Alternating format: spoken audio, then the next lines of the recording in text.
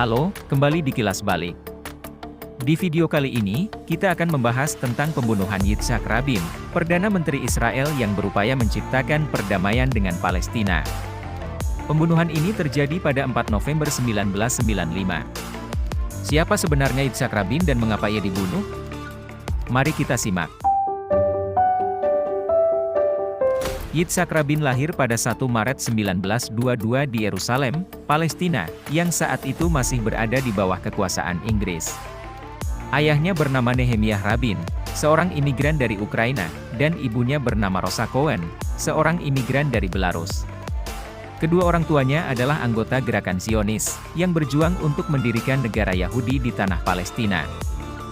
Rabin tumbuh sebagai seorang pejuang dan pemimpin.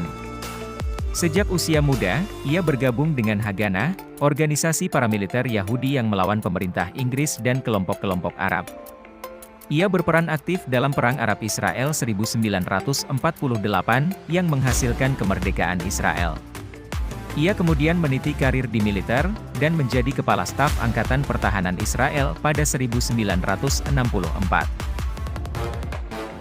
Sebagai pemimpin militer, Rabin memimpin pasukan Israel dalam Perang 6 Hari 1967, yang berhasil merebut wilayah-wilayah Arab, seperti Semenanjung Sinai, Jalur Gaza, Tepi Barat, dan Dataran Tinggi Golan.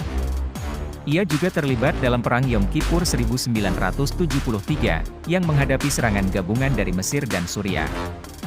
Ia mendapat penghargaan sebagai pahlawan perang dan tokoh nasional. Perjanjian Oslo merupakan langkah bersejarah menuju perdamaian di Timur Tengah, yang diapresiasi oleh dunia internasional.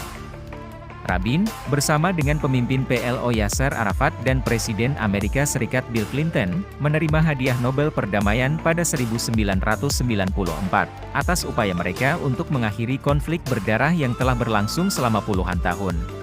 Namun, tidak semua orang mendukung visi perdamaian Rabin. Beberapa kelompok ekstremis Yahudi menentang pengakuan terhadap PLO dan penyerahan wilayah kepada Palestina.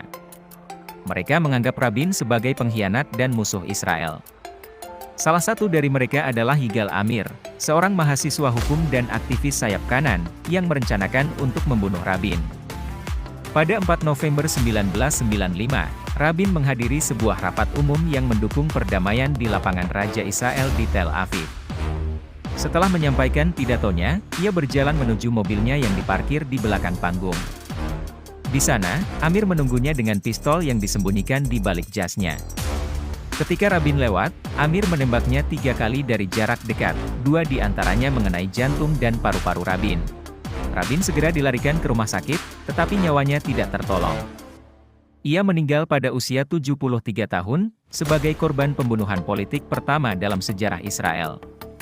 Amir ditangkap di tempat kejadian, dan mengaku bahwa ia membunuh Rabin atas nama Tuhan dan Israel.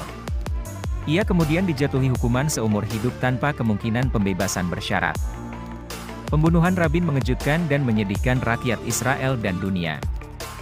Jutaan orang berkabung atas kematian Rabin, dan mengutuk tindakan Amir. Banyak yang menganggap Rabin sebagai martir perdamaian, yang gugur karena cita-citanya untuk mengakhiri konflik dan kebencian. Perdamaian yang diimpikannya belum terwujud, tetapi warisannya tetap hidup dalam hati banyak orang.